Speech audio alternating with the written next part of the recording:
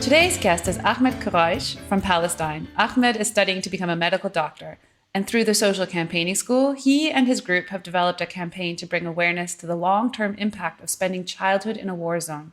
Ahmed, thank you so much for joining me today to talk about what everyone can do to preserve childhood. Welcome. Hi, happy to be here. Hi. So, Ahmed, tell me, how did you become a leader? Well, I don't understand the question. What do you mean, leader in what? Sorry. Yeah. Well, it's okay. I mean, the question is, we are at the Social Campaigning School. ELDA is the European Leadership and Debate Academy. Okay. So how did you become a leader? Well, I became a leader throughout a group on Facebook that posted the application for ELDA, to join ELDA. For the ELDA Social Campaigning School. It's the Medical Student Association in my university. So through them, I found ELDA. Yeah. So it was really by just taking the first step to join ELDA you became the leader. Yeah. Of course. I love it. ELDA was the pathway into this. Yes, I get it. So tell me about your campaign. What have you done? Well, what we have done so far is we have organized lots of stuff relating to our campaign. Our campaign is about trying to help traumatized kids in war zones. We want to provide support for these kids. We want to raise awareness that there are kids suffering due to the trauma of going through wars. Our main focus is basically in Gaza because Gaza goes through so many wars that lots of trauma happens, lots of kids are exposed to trauma, and that leads to other long-term effects on these kids' life, which also affects the community as a whole. Yeah. So, yeah. And who is doing what in your campaign? Because there's 4 of you. Yes. So introduce us to the group, please. So the 4 of us are me, Habiba, Warda, and Islam. We basically met at first during an activity that ELDA made. Lena made us post stuff about us on a page about us with our information in it, so we can get to know who's in the program as well. And I saw that Habiba was gonna do the same topic that I wanted to do, so I DM'd her on Instagram, and then we formed the group. She added me with the other 2. We're all medical students. We all happen to be medical students, which is amazing. The other 3 are from also Gaza. At the same school? No, they're from Gaza. Okay. I'm from here. Okay. That's why they couldn't come here. They weren't allowed to come here. Yeah. Okay. So basically me, Habiba, and Warda, we're basically working on the content. Mainly we're working on the social media content. So we're preparing after we research stuff, get some statistics, get some tips. We work on them, we create the content, and we give it to Islam, who designs most of our stuff and who's gonna be in charge of the creative process. Okay. Yeah. Cool. And then are you posting it on Instagram, Facebook? Where can people find your information? Yes. We have not yet launched our campaign, but we're gonna launch it very soon on Instagram, hopefully. We're just waiting to sort the stuff that we want to do on ground before we launch the campaign online as well. Yeah, that's so. When you talk about the stuff that you're doing on the ground, what I understand is that the Instagram stuff is really just there to tell people, but the actual work that you're doing is going to be in communities. Tell me a little bit about that. Yes, exactly. So the main goal from our campaign is to basically work with communities that, especially we're targeting schools, we're targeting communities who have been torn apart by war. Yeah. And we're gonna work with these schools in helping find those kids who got exposed to these the horrors of war and are having problems dealing with it psychologically. And we're gonna help connect these kids with psychologists, psychiatrists, all the help they need. We're gonna do most of our work basically with school counselors. They're gonna offer lots of help because that's their job in schools mainly. So that's basically what we're trying to do. We're trying to speak with ministers in education and health to find a way to reach these schools and reach psychiatrists to connect both together. Yeah, I really like how you're really looking at all the different aspects of it. I mean, you've mentioned already that you were going to connect people through sport. So having this idea of bringing back play back into childhood, and then also sort of the professional help, and then looking at all the systematic things that you can do from governments to schools to psychology and all these things to really kind of create communities that are there to help to help children thrive again. And I think that's incredible what you're doing. Yes, thank you. Yeah. That's exactly our point. Yeah, it's perfect. I get it. I see it. And I think our readers, our viewers, listeners are going to get it too. Tell me, with this, do you also have personal experiences in this area? Like, is there a reason why you decided to campaign for this? Well, actually, the main reason I decided to campaign and in general was because I thought that I was not doing enough in the community, that I should basically be doing more. And that happened around the time where the war in Gaza was at its peak. And I saw a statistic on Instagram about kids who were suffering during wars. And I was this is what I want to do. Mainly.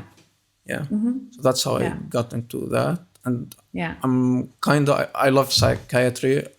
I have a big interest in knowing psychiatric conditions and all that stuff. I just finished my psychiatry rotation in med school. So my interest is now even at a bigger level, and now I understand the actual stuff that these kids are going through. It's horrible. That mental diseases that they get due to this stuff are just it's very bad. Yeah. And I mean, childhood is such a delicate time in our lives. Everything we sort of learn through childhood, we carry with us as adults throughout our whole lives. So I think it's so important that children grow up feeling safe and secure. And I can't even imagine how that must be for kids living in areas where there is war all around them.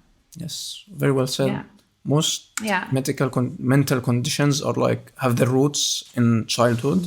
Most of them start from childhood. So yeah. You being a medical student, you also have the understanding of what the long-term health consequences of that can be. Yes, of course. Like I said, I just finished that psychiatry rotation. So now I know about lots of diseases. I've seen lots of patients who have schizophrenia, ADHD, PTSD, anxiety disorders, social phobia, and all that stuff. Most of the stuff that I said can happen due to trauma during childhood. We don't know the etiology of these diseases very well. Most mental illnesses, we don't know exactly the cause, so it's multifactorial. And one of the main causes of most of these conditions are traumas experienced during childhood, whether sexual abuse, physical abuse, just witnessing horrors and all that kind of stuff. Yeah. And I also like that you're healing these people where the point before it becomes too late. So usually when people come to doctors, it's because something is already broken. So I like that you're engaging the community before it gets broken. You're really doing that public health service. Yes, especially in Palestine, the last thing people think about is going to a psychiatrist and getting some mental help. So yeah. And so what made you decide? I mean, you sort of talked a little bit about how you said, I need to help more. Some people would say, well, I'm going to be a doctor one day, so I will help in the future. But what made you think, no, I need to help now, and sort of make that step today or this year from being, I will help people in the future, or I'm going to do this, I'm going to engage myself in the community? Well, it was a feeling me feeling useless, that I couldn't do anything. Because seeing all these pictures and stories of what's happening in Gaza, which is not that far away from where I live. It's it made me think that I should probably be doing more. I'm not doing that much to help, so I have to try and become a better person and help in any way I can. Yeah. That's amazing that you're sort of doing that on top of your medical studies and everything else. So what do people say when you tell them that you're doing this on top of everything else you do? Well, some of them say just how do you have time to do that? Basically, just ignore that, focus on studying med school and all that stuff. But if you just do that, I would go crazy if just I focus on studying. So This is also like a kind of happy escape where I can go just like work on something that's not related to med school. Yeah. Yeah. And how do you answer those people who say, oh, you should just focus on your medical school? I just ignore them and do whatever I want. I'm not good at listening to people most of the time.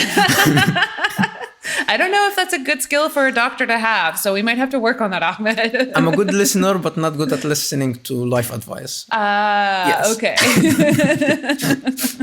Comes with time. Yeah. And what about, I mean, other than the criticism, other than the people who say, oh, you should study, are there people who say, you know, oh, this isn't a problem, or we all kind of deal with this, or kids will grow out of it? How do you deal with people who might think that? Well, to be honest, so far, most people that I have told this idea have been so supportive and so happy that this problem, like that we're trying to help with this problem. I think mainly because for two reasons. In general, the mental health issue is being spoken about a lot. So people are more open to like understanding that there are mental health problems, and some like the kids that we're trying to help actually can develop very severe mental health problems. So people are more open to understanding, okay, that this might actually help them. So most of the people I encountered and told this idea to have been very supportive, thankfully. Yeah, that's great. And have you had any big successes yet with your campaign, or have you already noticed that, okay, I'm on the right path with this idea? Well, we still haven't launched yet, so we can't see like how much impact we did or we're gonna do yet. But but you are talking to governments and NGOs we're talking and things to lots of people, and we're getting like they're actually listening to us. So when we go talk to like pitch ideas to like psychiatrists, for example, I spoke with a psychiatrist personally, and he was very happy to help. He's like, anything you need. It's amazing. And like people we met here, they like gave us like contacts of people we can reach out to that can help us with our campaign, which is gonna be awesome. Also, people in Gaza, if they were here, they would like tell you this stuff in more details. But they have been like working with lots of people in different like schools and that kind of stuff. They've been like having good progress in that area too. Yeah, that's amazing. So it's great that the community it's showing you that you're on the right path when the community starts responding to you. Yes, it's very rewarding. Yeah. And you know, we've already sort of started talking about ELDA and things like that. But what are the kind of skills, or what are the sort of the lessons that ELDA has been able to teach you that have put you on this path, or that have helped you give direction as to how, that, you know, often when we think, oh, I need to help, we don't know how. So I feel that ELDA has helped you make that decision, or given you some tools and things like that. Can you tell me a little bit about that? Yes, ELDA has helped us a lot, because we had no idea how to work on a campaign, or we had no idea how a campaign works, how we can do lots of stuff, how can we reach social media in a more targeted way to what our goals are. So like lots of stuff, especially like the pyramid that they told us about. I think they were the ones who like created the concept. It was very amazing, like to organize ideas, to organize what we want our campaign to be.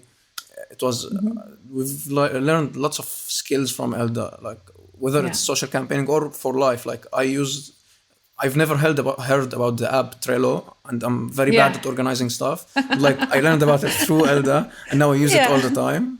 So like not only are they helping us with campaigns, they're also helping us with life.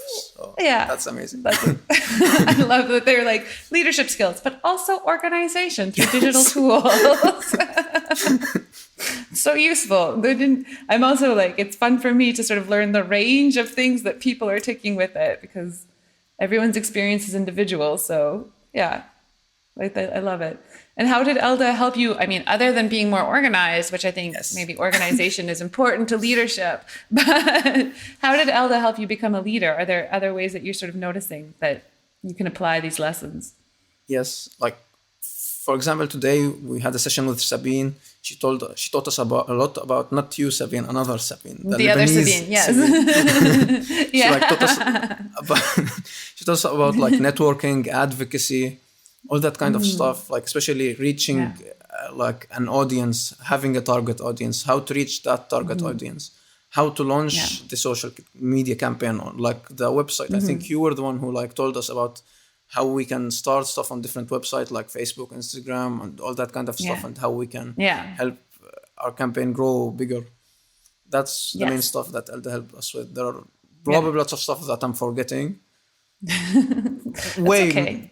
I mean, we should tell our listeners too. I mean, the social campaigning school started in May, and we are now in November. So it's been, 6 months already of this program. So it's longer than a university semester that you've had to learn. So yeah. Yes, it's commitment. Yeah. It's a good one. It's a big commitment. Yeah, it's impressive too how many people commit to the program. So yeah, very well done. So yeah, this has been really interesting. What do you hope for the future? I mean, once you sort of, once your campaign hits the ground, what are you hoping to do? What are you hoping to see? We're hoping to see actual change. One of the main stuff we're like already thinking about is like, we're hoping that we get some success stories, because we want to see like change happen like in front of our eyes. There's like theoreticals and there's actually seeing that change happen. So like we want to actually see like in schools, see that there are like places where they can get help. And one of the things we wanted to like do in the future, hopefully, is like have a month or like 20 days or a period where we can like go around schools, go around communities, and like, so we want people to sympathize with these children who are suffering and like who experience that much trauma. We also want to like help solve the problem like from its root, but like war is gonna happen. War is a reality. We can try to change it. We want to try to change. We're campaigning to change that, but so far it's a reality that we can't change. Yeah. And we want to help minimize as much damage as there is. So like by helping children who are exposed to trauma early on, before they go on and develop these mental illnesses, would be just a great thing to do. Because if we wait until they grow up and develop mental health issues, then it's too late. Then we have just to look at how to treat them. And that's, with mental health problems, treatment is like the worst thing ever.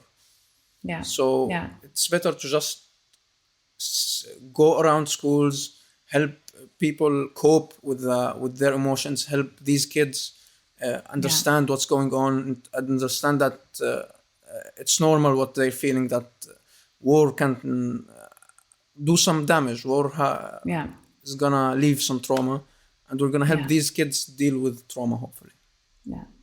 That's so important and so inspiring that you're taking on this work with you and your group. And I want to thank you for sharing your ideas and your passion for this topic with us today. So thank you so much, Ahmed.